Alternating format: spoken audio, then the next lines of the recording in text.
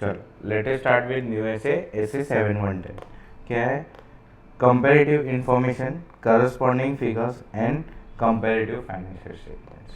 ठीक है, corresponding figure मतलब क्या, सी वाई पी वाई जो अपना बैलेंस शीट है उसमें करंट ईयर प्रीवियस ईयर बनाते ना। और कंपैरेटिव फाइनेंशियल स्टेटमेंट मतलब क्या, लास्ट 3-4 साल का समझो फाइनेंशियल स्टेटमेंट, इसमें तो नाम ही है कंपैरेटिव फाइनेंशियल स्टेटमेंट। और करस्पॉन्डिंग फिगर मतलब सी वाई पी वाई।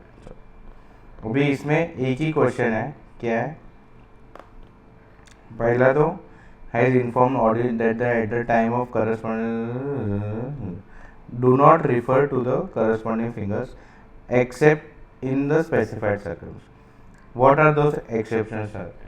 तो अपने को क्या लिखना है, करस्पॉन्डिंग फिगर्स के एक्सेप्शन क्या लिखने हैं, करस्पॉन्डिंग फिगर्स के एक्सेप्शन। अभी सुनो,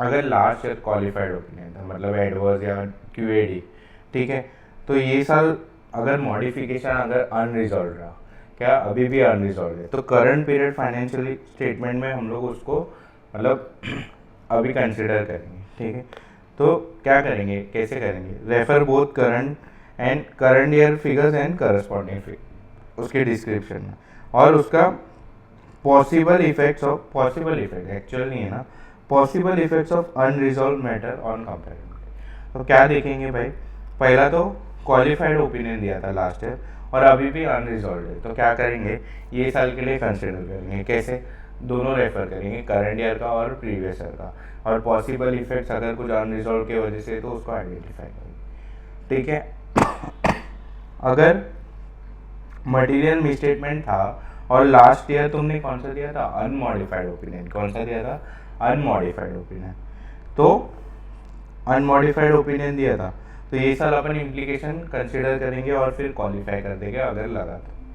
ठीक है, और अगर लास्ट ईयर का अनऑडिटेड था, क्या था, सॉरी नॉट ऑडिटेड, हाँ अनऑडिटेड, हाँ ये ऑन नन का मेरा ज़रा तकलीफ है। ठीक है, तो अगर लास्ट ईयर का नॉट ऑडिटेड था तो ओ एम पैरा में लिखेंगे कि लास्ट ईयर का करस्पॉन्डिंग फिगर्स आर अनऑडिटेड, ऐसे लिखेंगे, लेकिन अपना रिस्पॉन्सिबिलिटी ऑब्टेन करना रहेगा ही ऐसे ही रिगार्डिंग ओपनिंग बैलेंस। ठीक है, तो ऐसे 510 जो अपन ने पढ़ा था,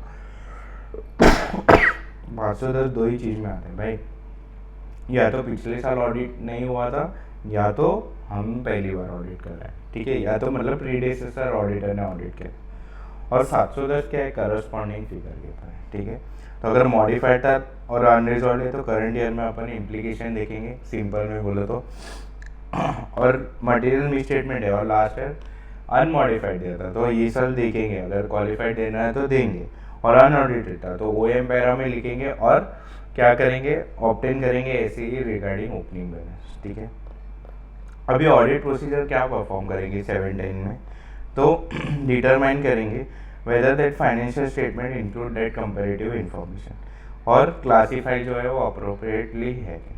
फिर इवेल्युएट करेंगे तीन चीज, sorry, comparative information agrees with other disclosure. ठीक है, जो अपना कंपैरेटिव इंफॉर्मेशन है वो एग्री कर रहा है other information.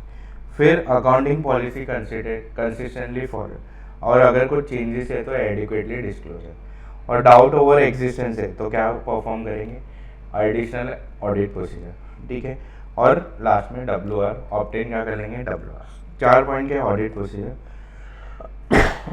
Determine financial statement include information and classified appropriately. ठीक है, कंपैरेटिव इंफॉर्मेशन। फिर इवेल्युएट करना है, comparative information agrees with the amount. दूसरा, अकाउंटिंग पॉलिसी कंसिस्टेंट है, अगर डिस्क्लोज चेंजेस है तो डिस्क्लोज प्रॉपरली क्या है। एडिशनल ऑडिट प्रोसीजर करना है अगर existence, doubt over existence of miss statement है, और लास्ट में डब्ल्यू आर ले लेंगे मैनेजमेंट। ठीक है, तो इधर अपना 710 भी होता है खत्म।